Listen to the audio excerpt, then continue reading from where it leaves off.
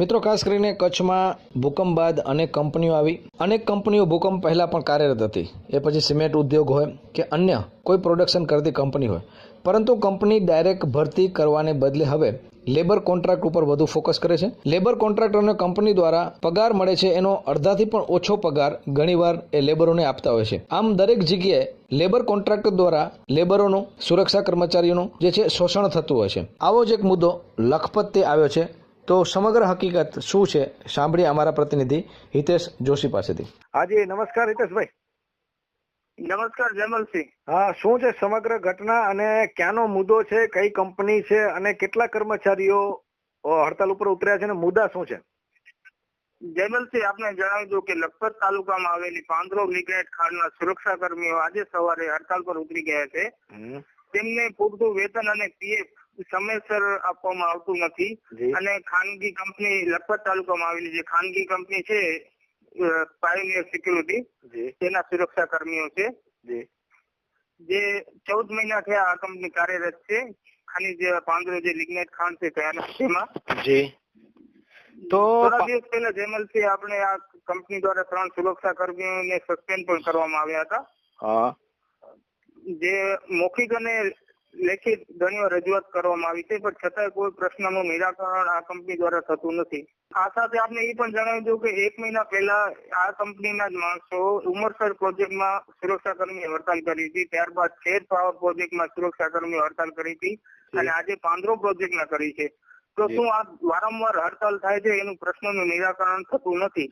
જી, એનો માલિક કોણ છે? જી હિતેશભાઈ, અત્યારે પાછી હડતાલ કરી. જી, પાછી હડતાલ કરી છે. તો પાયોનિયર કંપનીના એના મેઇન ઓનર કોણ છે, માલિક કોણ છે અને અત્યારે એનો કઈ સંપર્ક થયો છે ટેલિફોનિક યા તો એ રૂબરૂ આવ્યા છે? એનું શું અત્યારે આ પ્રશ્નો કઈ સાંભળવા માટે તૈયાર છે પાયોનિયરના માલિક?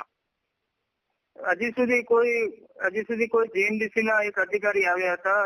તેમને પણ જણાવ્યું હતું કે અમે પણ આ કંપનીને ટેલિફોનિક થી અને પેપર વર્ક થી રજૂઆત કરેલ છે, જેમ અમને જવાબ મળશે તેવો તમને અમે જવાબ આપીશું, એવી સાંત્વના અપાઈ હતી. જી, કંપની ક્યાંની છે?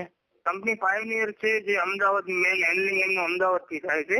જી, અને અત્યારે ટોટલ કેટલા કર્મચારીઓ છે સુરક્ષા એના અંડરમાં? અત્યારે લેબર કેટલા છે, સુરક્ષા કર્મચારીઓ કેટલા છે? અત્યારે અહીંયા પાંદરો પ્રોજેક્ટમાં 135 સુરક્ષા કર્મીઓ છે. અને હડતાલ ઉપર કેટલા જણા ઉતર્યા છે? 135 ઉતરી ગયા છે. તો પછી અત્યારે પાંદરોની સિક્યુરિટી નું શું? અત્યારે જો હડતાલ ઉપર ઉતર્યા છે તો ખાસ કરીને આ કંપની ઉપર એક્શન આ પાંદરો વાળા લેશે? તમને શું લાગે છે આ બાબતે કઈ ચર્ચા થઈ છે? પાંદરો કંપની જે છે જીએમડીસી, એ કઈ આ કંપની ઉપર, પાયોનિયર કંપની ઉપર એક્શન લેવાનું વિચારે છે? જી જયમલસિંહ, એક્શન લેવા જોઈએ. અત્યારે સુધી કઈ એવી ચર્ચા થઈ નથી, પરંતુ મને લાગે છે કે સાંજ સુધી કઈક આવી ચર્ચાઓ થશે. શું માંગ છે તમારી? અમારી માંગ એ છે કે છેલ્લા 14 મહિનાથી જીએમડીસી માં પાયોનિયર સિક્યુરિટી સર્વિસ તરીકે એક કંપની ચાલુ છે. એ સિક્યુરિટી ગાર્ડનું ટેન્ડર છે. એ 14 મહિનાથી છેલ્લે અમને વાંધાજનક પ્રશ્નો ઊભા કરે છે અને છેલ્લા 14 મહિનાથી અમને પગારમાં પૂરું ચોકણું આવતું નથી.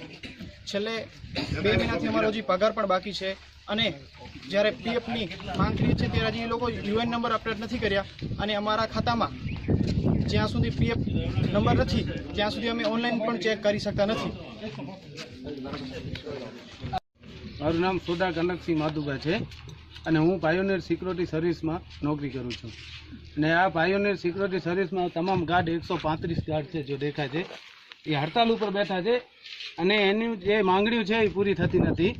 અને આ જે પાયોનિયર સિક્યુરિટી સર્વિસ છે મઈ 2016થી અહીંયા કાર્યરત છે, તો એ તેથી કરીને આજ દિન સુધી પૂરો પગાર નથી આપતી.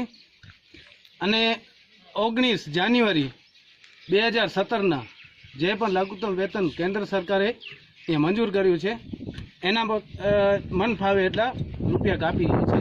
અને અમે મહિને એમને વારંવાર ઘણી રજૂઆત કરી છે, પણ એ ઓનર છે અશોક યાદવ કરીને છે, કંપનીનો ઓનર છે, અને એ અમને કોઈ પણ રિસ્પોન્સ આપતો નથી.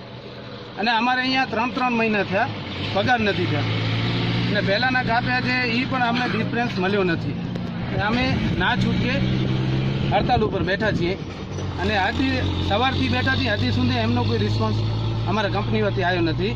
જીએમડીસી વાળા સાહેબને બધા આવ્યા હતા, એ અમારા સપોર્ટમાં જ છે અને જીએમડીસી છે એ પૂરેપૂરું બિલનું ચૂકવણું કરી આપે છે, પણ જે અમારી જે કંપની છે એ જ અમને પૂરા પૈસા આપતી નથી.